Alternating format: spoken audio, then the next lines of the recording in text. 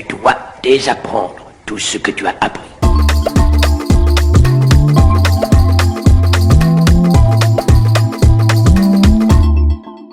Bonjour les amis, alors aujourd'hui c'est une vidéo un petit peu exceptionnelle et je pense que c'est une vidéo où je vais me faire peu d'amis, mais j'ai longtemps hésité à la faire, mais je pense que ça y est, il est temps et je pense qu'il est bien que quelqu'un au moins, puisque visiblement personne ne le fait, que quelqu'un au moins dise ce que je vais dire dans cette vidéo. Alors vous savez, moi quand j'étais plus jeune, que j'étais par exemple au lycée, après le lycée on allait au café et on allait boire à l'époque, on allait boire des panachés, voilà, parce qu'on avait le droit. Et dans les cafés, on croisait toutes sortes de gens. On croisait nos professeurs, on croisait des ouvriers, on croisait, je sais pas moi, des représentants de commerce, on croisait aussi des ivrognes et on croisait aussi des gens parfaitement débiles et des imbéciles. Et souvent, c'est ceux-là qui venaient à votre table parce qu'ils avaient besoin de parler et qui vous expliquaient, par exemple, que la Terre est plate, par exemple. La Terre est plate comme une pizza. Elle est entourée d'un énorme mur de glace qui empêche l'eau de tomber dans l'espace. En haut, ce disque est protégé par un dôme sur lequel le soleil, la lune et toutes les étoiles sont projetées. Et à l'époque, ça ne prêtait pas vraiment à conséquence, parce que une fois qu'on était sorti du café, on croisait des gens qui avaient été à l'école et qui savaient que non, la Terre est ronde et on le sait depuis la plus haute antiquité. Et puis il suffit de faire quelques mesures simples pour s'en rendre compte. Et puis ne serait-ce que voyager, par exemple, on se rend compte que la Terre ne peut pas être plate. Mais donc ça c'était avant. Et depuis est arrivé Internet. Et ce qui est génial, et c'est ce qui se passe en ce moment, c'est que tous ces gens qui pensaient seuls dans leur coin des choses absurdes, se sont retrouvés entre eux. Et ils ont commencé à exprimer leurs idées ensemble. Et maintenant, vous avez des sites internet complets consacrés à des notions comme le fait que la Terre serait plate, quoi. Voilà. Alors ça, c'est vrai pour la géographie et l'astronomie, mais c'est vrai aussi pour la photographie. Et c'est ce qu'on va voir aujourd'hui. Donc on va voir que il y a des gens qui racontent absolument n'importe quoi, et je vais vous expliquer pourquoi c'est n'importe quoi. Allez, c'est parti. Alors, petit tour d'horizon. Alors, on va commencer par une chose qui revient quasiment tout le temps, alors dont j'en ai parlé un grand nombre de fois, et puis, évidemment, tous les livres techniques et les livres sérieux sur la question prouvent que c'est le contraire qu'il faut faire.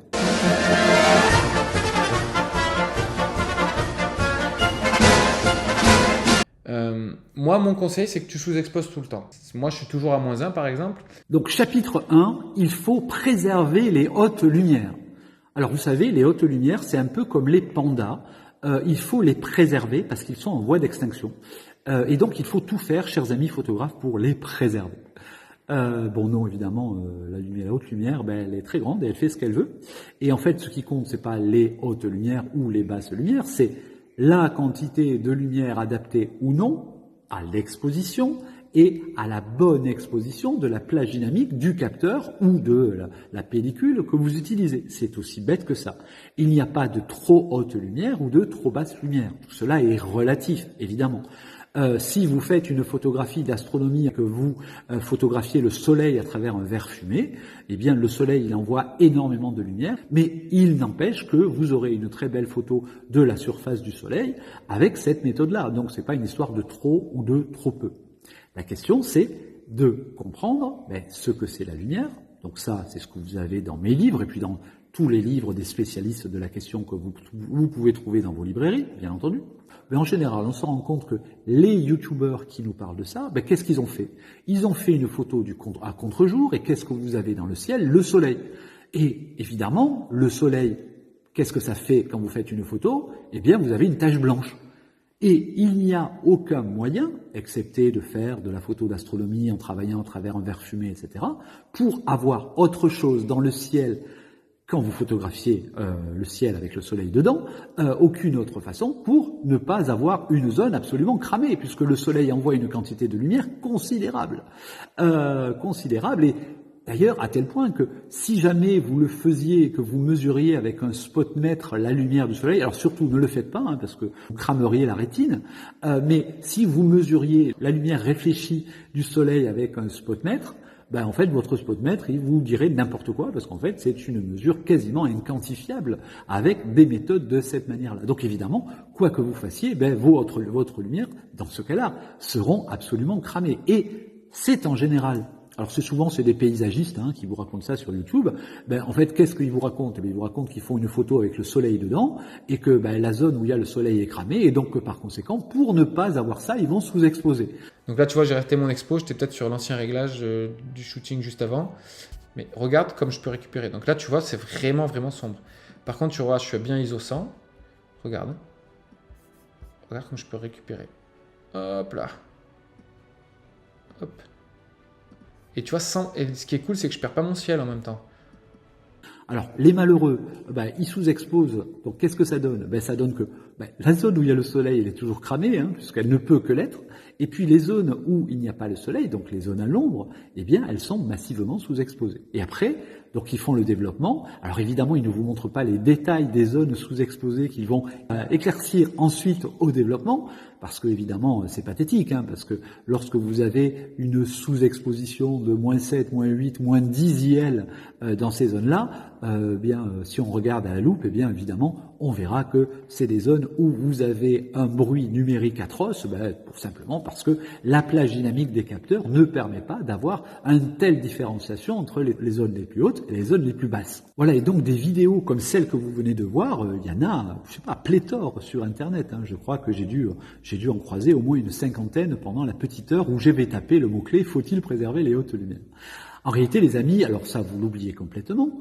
Qu'est-ce que vous devez vous poser comme question? Vous devez mesurer avec un outil de mesure scientifique.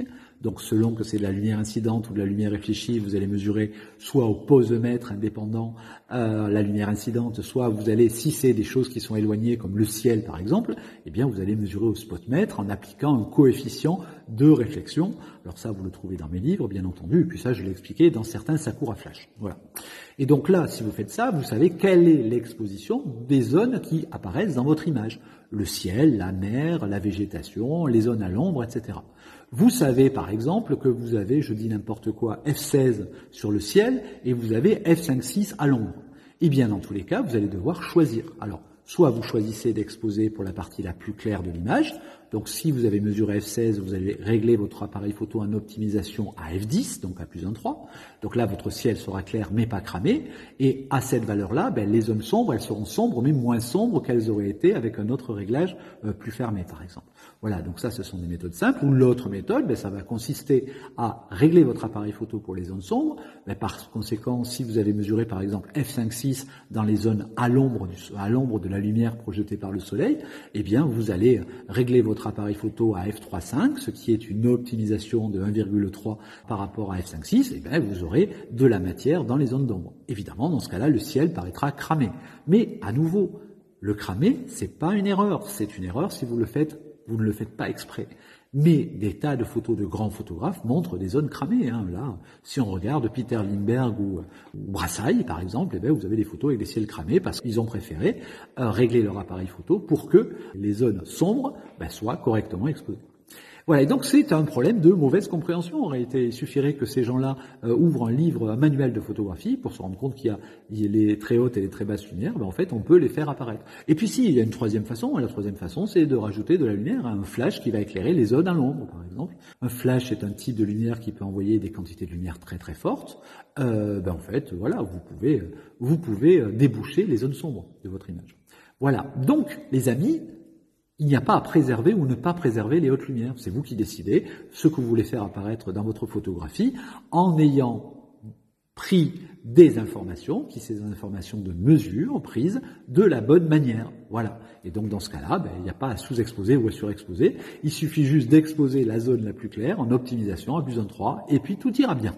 Donc voilà, donc les amis, donc c'était la première partie de cette série. Pourquoi les youtubeurs sont des imbéciles.